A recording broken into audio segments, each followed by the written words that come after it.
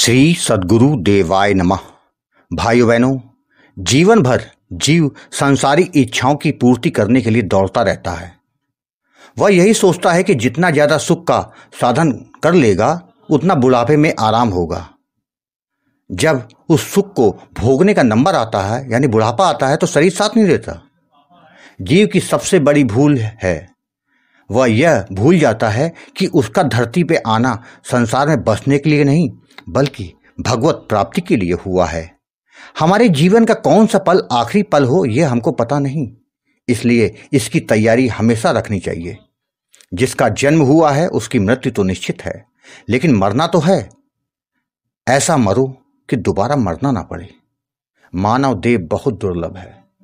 इस बार मिली है, अगली बार कब मिलेगी पता नहीं, क्योंकि मानव देह को छोड़ के बाकी सभी योनियां केवल प्रारब्ध भोगने के लिए ही बनी है। प्रभु कृपा से यह मौका आपको मिला है, उसका पूरा लाभ उठाएं। कलयुग में तो भगवान को पाना और आसान है। केवल नाम जप करके भगवान को पाया जा सकता है।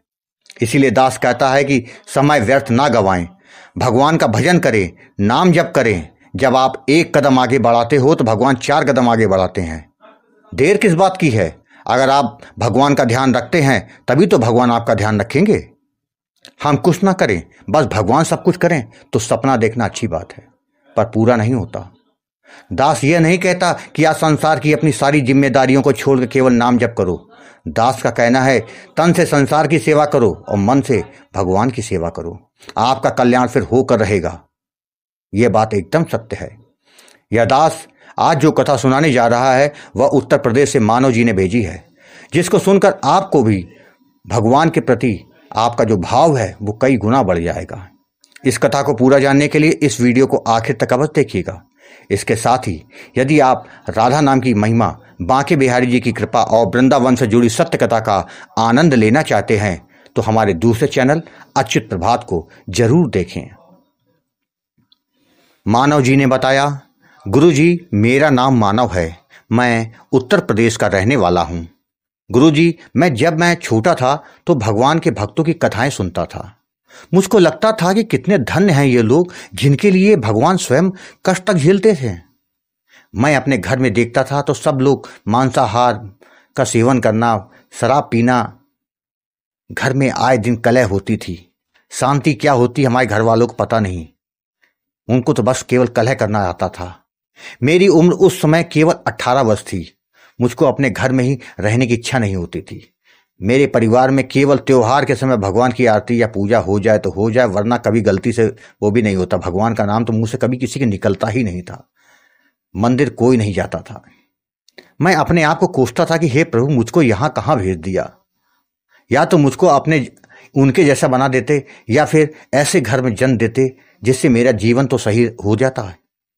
मुझको सत्संग, भगवत कथा, संतों का संग यह सब बहुत अच्छा लगता था। जब भी हमारे शहर में भागवत या राम कथा होती थी तो मैं सुनने चला जाता था। गुरुजी मैं चाहता था कि मैं भी भगवान का भजन करूं, उनके दर्शन करूं, उनसे बातें करूं, लेकिन घर के माहौल के कारण तो यह संभव नहीं हो सकता था। मैं सोचता रहता कि वह दिन कब आएगा जब जीवन में मुझको भी गुरु मिल जाएं, जिनसे दीक्षा लेने के बाद मेरे आध्यात्म का सफर शुरू हो सकेगा। गुरुजी मैं प्रतिदिन हनुमान जी के मंदिर जाता था, उनसे रो रो के विनती करता था। हनुमान जी को अपने इस दास पर शायद दया आ गई। मैं अपने दोस्तों के साथ बैठा हुआ था तो अचानक उसने मोबाइल उठाया और यूट्यूब पे कुछ सर्च कर रहा था। अचानक मेरी नज़र राम नाम के प्रताप के वीडियो पर पड़ी तो मैंने उसका मोबाइल उससे ले लिया और वीडियो देखने लगा। तो मुझको यह एहसास हुआ कि शायद हनुमान जी ने मेरी पुकार सुन ली।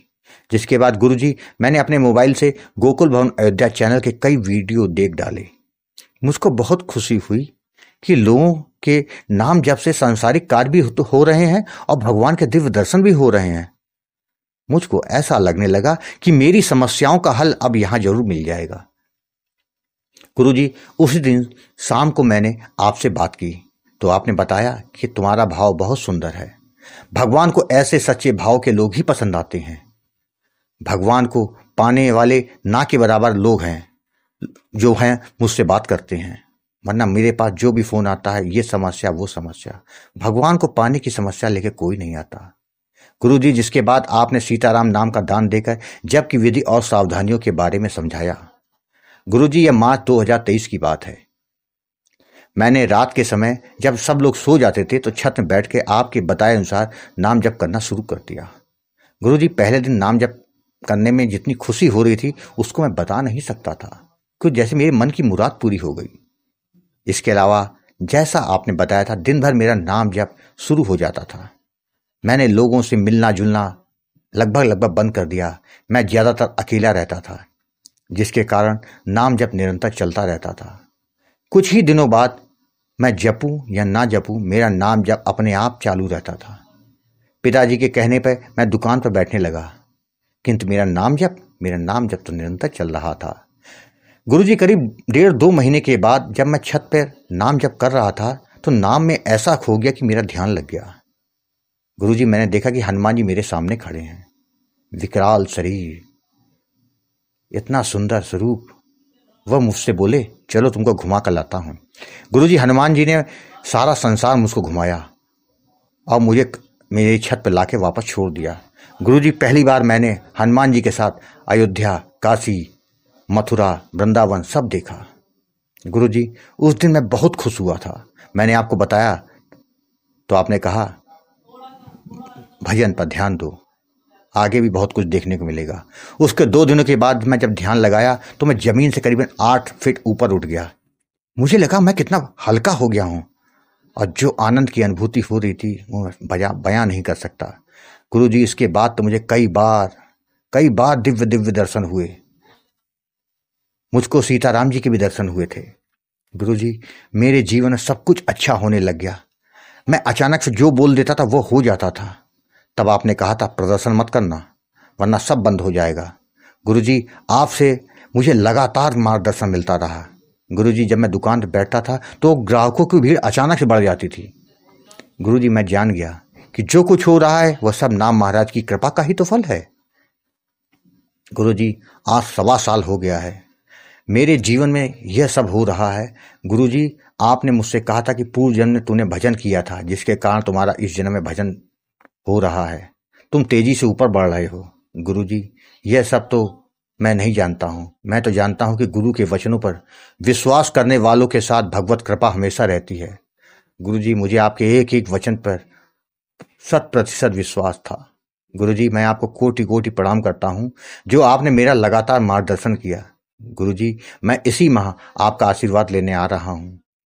मेरे जीवन में और जो कुछ हो रहा है उसका जिक्र मैं यहाँ नहीं कर सकता। मैंने आपको बाकी सब बातें फ़ोन पे बता दी है। गुरुजी, मुझ पर अपनी कृपा दृष्टि ऐसे ही बनाए रखिएगा, जिससे मैं भजन मार्ग में आगे बढ़ता चला जाऊं। मुझे संसार की कोई इच्छा नहीं है, मुझे केवल प्रभु चाहिए। मेरे जीवन का एकमात्र लक्ष्य केवल भगवत प्राप्ति है। प्रभु, जय सीताराम। भाइयों बहनों, आपने देखा राम नाम क्या नहीं कर सकता। राम नाम आपका हर परिस्थिति में चाहे कोई साथ दे या ना दे, वो जरूर देते हैं। बस भाव व विश्वास के साथ पूरी शरणागति कर लीजिए। आप केवल नाम जप करें, बाकी सब कुछ नाम महाराज पर छोड़ दीजिए।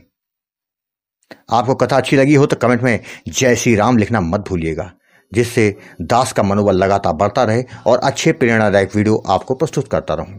आपसे निवेदन है, अगर आपके पास भी राम नाम का अनुभव हो तो उसको मेरे ईमेल पर भेज सकते हैं, जिस पर वीडियो बनाकर अपने चैनल में अवश्य प्रस्तुत करूंगा।